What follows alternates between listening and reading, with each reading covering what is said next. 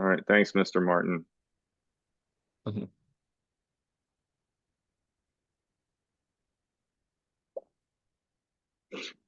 Hey, Martin. Welcome. My name is Matthew. I I know that we touched base through your psychiatrist and everybody. We're all on the same page. I know that perhaps you may not have been to counseling before, but I'm excited to work with you.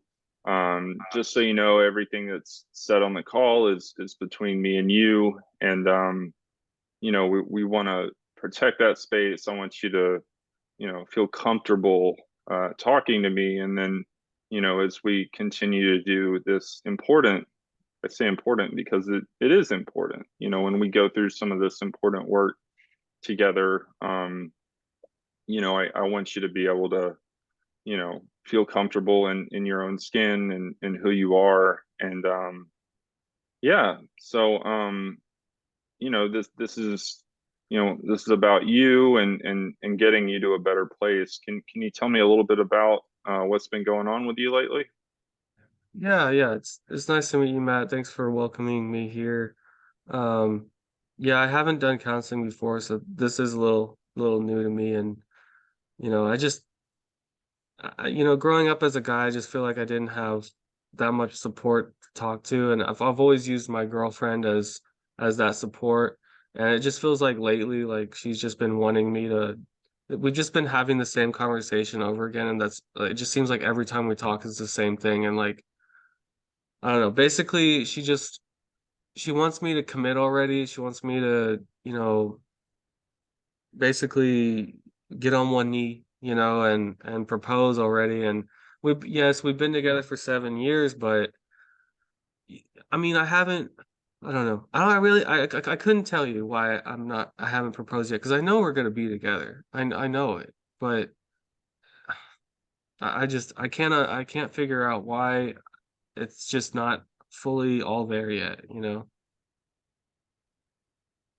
Yeah, I hear you, and I want to give you some reassurance that a lot of guys have had similar experiences like that. I want you to know that you know that's that's part of being in a relationship is figuring out what makes sense for you. And as I think what I heard you say is that she wants you to take that next big step of getting engaged at least, and then eventually getting married. And is that correct? Did I hear that correctly?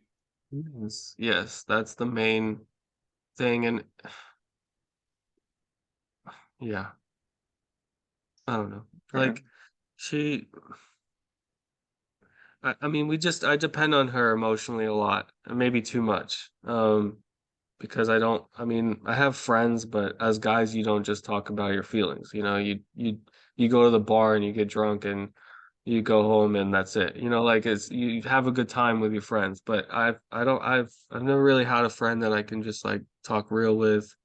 And so even this is new to me, and and having it now to where that's all she wants to talk about, you know, and it just becomes an argument. And I want it to come genuinely from me. That's the main thing. I want to genuinely be like, you know what? I This is how I'm gonna propose, blah blah blah. This is what I'm gonna do. But it just seems like to a point where now she's just like, well, she hasn't given me an ultimatum. I don't think she ever will. But at the same time, I feel bad, not giving her that. I don't know what's going on with me. And so guess I'm here to just figure that out. But I've heard counseling can help. Yeah, yeah, and it can, and what I've witnessed, most frequently is that clients that I work with, if they're forthcoming, if they want to put in the work, and if they're patient with themselves, and I think giving yourself a break is really important. Um, I would challenge you a little bit to breathe a little bit when you can.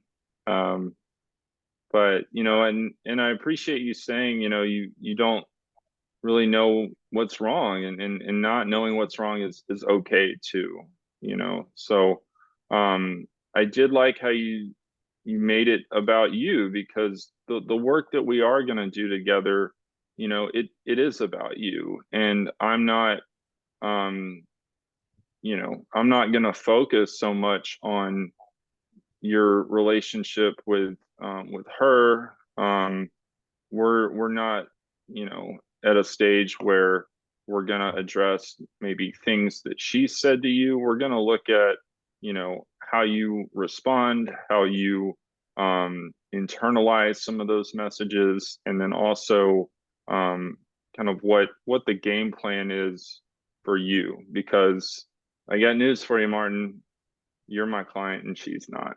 Okay. So I'm here to support you through this process. And, I want to make sure that, you get a little bit more clarity. And, I know that's it's a really big decision, but, you need to be able to feel comfortable in not having to make that decision today in therapy or tomorrow. I do know that, um, we can talk about a lot of these things before, um you have to make any kind of decision like that.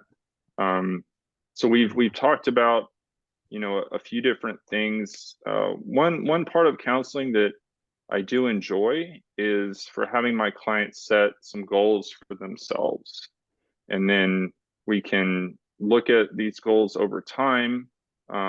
It's really going to be up to you on what topics or what goals that you want to work on. This is, your counseling program. This isn't about me. Again, this is about you, Martin. So Okay. take a few seconds, if you need to. I just want to make sure that we're on the same page. Do you have any questions about the counseling process?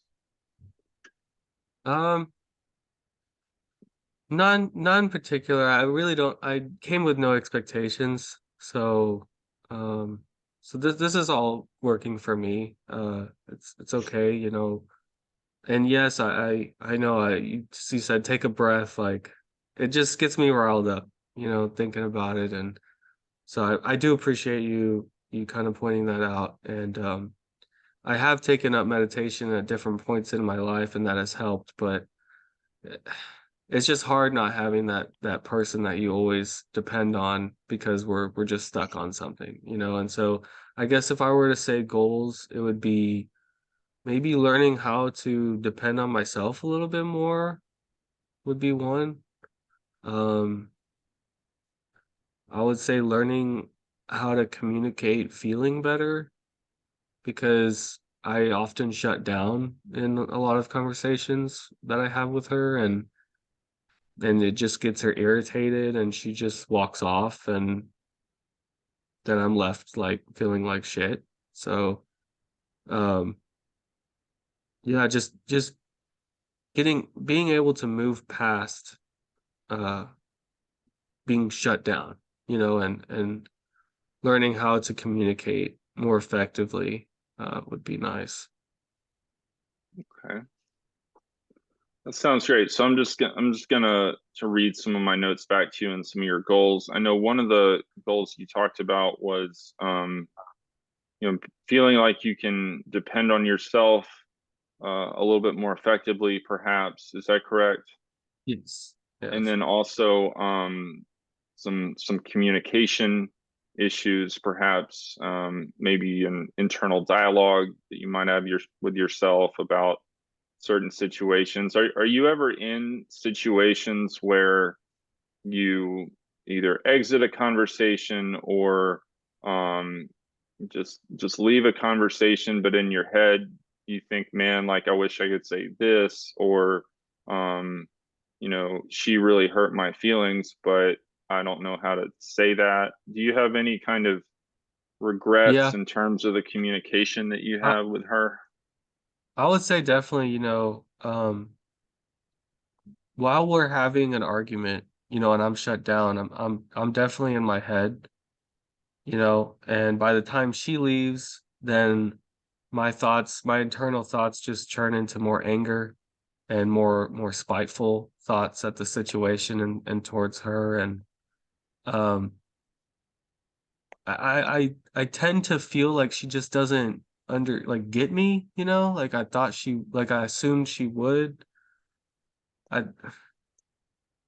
Which is, now saying it is kind of silly. It's like obviously I'm not communicating, so how would she just get me, And I often think of myself in a weird, I don't know why, but I think of myself in the third person. Like I try to view what I look like to her, because for some reason I can, after she leaves and after I calm down after she leaves, um, I can tell like, okay, well, I would have left too if someone's just not talking. Like I get it. Like I get where she's coming from.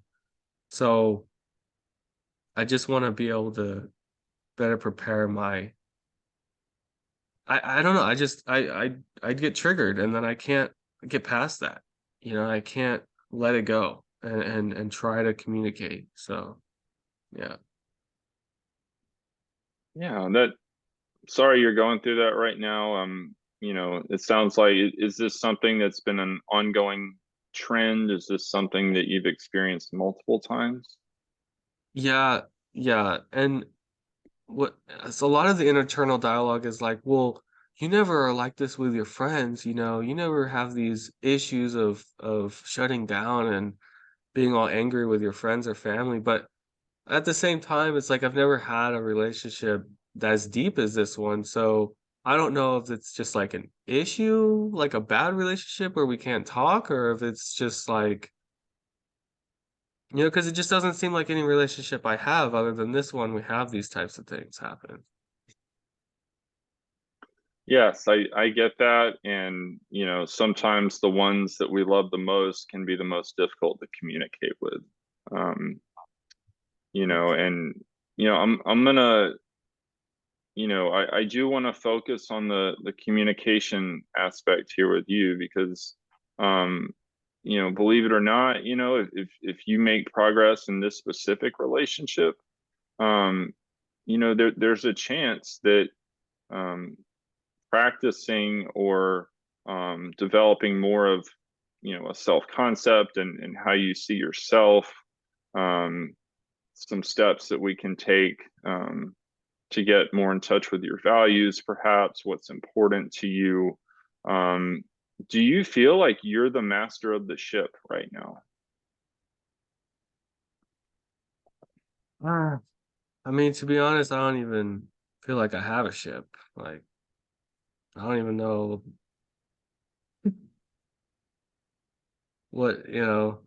I feel like I'm just going from moment to moment, and then when I look back on certain moments like these conversations, I'm just left confused, And I'm just like, well, where the hell did that come from? And then every once in a while, I'll be able to come back and say, well, this is how I felt about these things, but it just doesn't seem to get resolved. So, you know, yeah. Well, there is hope. And I hope that throughout the work we do that you can get some belief in yourself. um, and next week when we meet, I want to work on some assertive communication strategies with you. Okay. And this is going to be about choices that you make. And we're not going to think about her responses. We're going to think about you feeling comfortable speaking your mind in an assertive way, and also in a way that's not reactionary or reactive to what she says. So we're going to make this about you. And, I can't wait to see you next week and we'll get you on the books for that. Okay. Okay. See you then, Matt.